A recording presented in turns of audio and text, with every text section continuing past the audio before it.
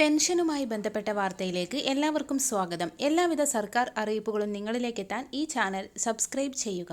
വിവിധ സ്കീമുകളിലായി 5 സാമൂഹിക സുരക്ഷാ പെൻഷൻ കൈപ്പറ്റുന്ന 55 ലക്ഷത്തോളം വരുന്ന ആളുകൾക്കും അതോടൊപ്പം തന്നെ സർക്കാർ സഹായത്തോടുകൂടി പെൻഷൻ തുക വിതരണം ചെയ്യുന്ന വിവിധ ക്ഷേമനിധി ബോർഡുകൾ വഴി പെൻഷൻ തുക ലഭിക്കുന്ന 5 ലക്ഷത്തോളം വരുന്ന പെൻഷൻ ഗുണഭോക്താക്കൾക്കും 2025 വർഷത്തെ ആനുകൂല്യ വിതരണം ആരംഭിച്ച സാഹചര്യത്തിലും ഈ സാമ്പത്തിക വർഷം മുതൽ പെൻഷൻ പുനഃക്രമീകരിക്കുന്നതിന്റെ ഭാഗമായി എല്ലാ മാസവും തനത് മാസത്തിലെ പെൻഷൻ തുക കൃത്യമായി വിതരണം ചെയ്യുന്നതിനും ഇതോടൊപ്പം തന്നെ ഈ സാമ്പത്തിക വർഷം മുതൽ പെൻഷൻ കുടിശ്ശിക തീർത്ത് വിതരണം ചെയ്യുകയും ചെയ്യുന്നതിന്റെ ഭാഗമായുള്ള നടപടികൾ സംസ്ഥാന സർക്കാരിന്റെ ഭാഗത്തു നിന്നും ആരംഭിച്ചു. 2025 വർഷത്തിന്റെ തുടക്കത്തിൽ തന്നെ ഗുണഭോക്താക്കൾക്ക് ജനുവരി മാസത്തിലെ തനത് പെൻഷനും ഒരു ഗഡു കുടിശ്ശികയും 2025 ജനുവരി മാസം മുതൽ വിതരണം ആരംഭിച്ചു. 3200 രൂപയുടെ വിതരണം നാളെ ഫെബ്രുവരി 3 വിതരണം അവസാനിപ്പിക്കും. പെൻഷൻ തുക ഇതുവരെയും എത്തിച്ചേർന്നിട്ടില്ലാത്ത ഗുണഭോക്താക്കൾക്ക് നാളെ മുതൽ തുക എത്തിച്ചേരും. ഫെബ്രുവരി മാസം 3 പെൻഷൻ വിതരണം അവസാനിക്കുകയും വിതരണം ചെയ്യാതെ അവശേഷിക്കുന്ന തുക തിരിച്ച് പെൻഷൻ ലിമിറ്റഡ് കമ്പനിയുടെ അക്കൗണ്ടുകളിലേക്ക് ട്രാൻസ്ഫർ ചെയ്യുകയും ചെയ്യും. ജനുവരി മാസത്തിലെ തുക വിതരണം ചെയ്തപ്പോൾ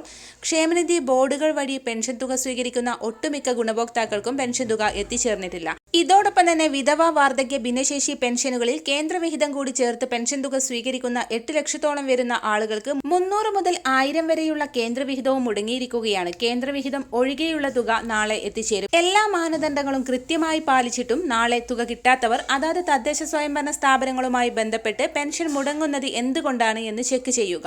ഇതോടൊപ്പം തന്നെ വിധവ, അവിവാഹിത പെൻഷനുകൾ അനർഹമായി നിരവധി ആളുകൾ കൈപ്പറ്റുന്നതായി സർക്കാരിന്റെ ശ്രദ്ധയിൽപ്പെട്ടിരിക്കുകയാണ്.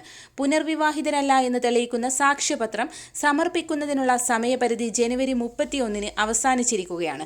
പുതിയ പെൻഷൻ വിതരണം ആരംഭിച്ചപ്പോൾ തുക മുടങ്ങിയ ഗുണഭോക്താക്കൾ പെൻഷൻ അനുവദിക്കപ്പെട്ട തദ്ദേശ സ്ഥാപനങ്ങളുമായി ബന്ധപ്പെട്ട് സർട്ടിഫിക്കറ്റുകൾ സമർപ്പിക്കുന്നതിനുള്ള അവസരം തദ്ദേശ സ്ഥാപനങ്ങൾ നൽകുന്ന മുറക്ക് അവസരം പരമാവധി പ്രയോജനപ്പെടുത്തേണ്ടതാണ്. ഇതോടൊപ്പം തന്നെ വിവിധ സ്കീമുകളിൽ പെൻഷൻ വിതരണ പട്ടിക പരിശോധിക്കാനും ധനവകുപ്പ് തീരുമാനിച്ചിട്ടുണ്ട്.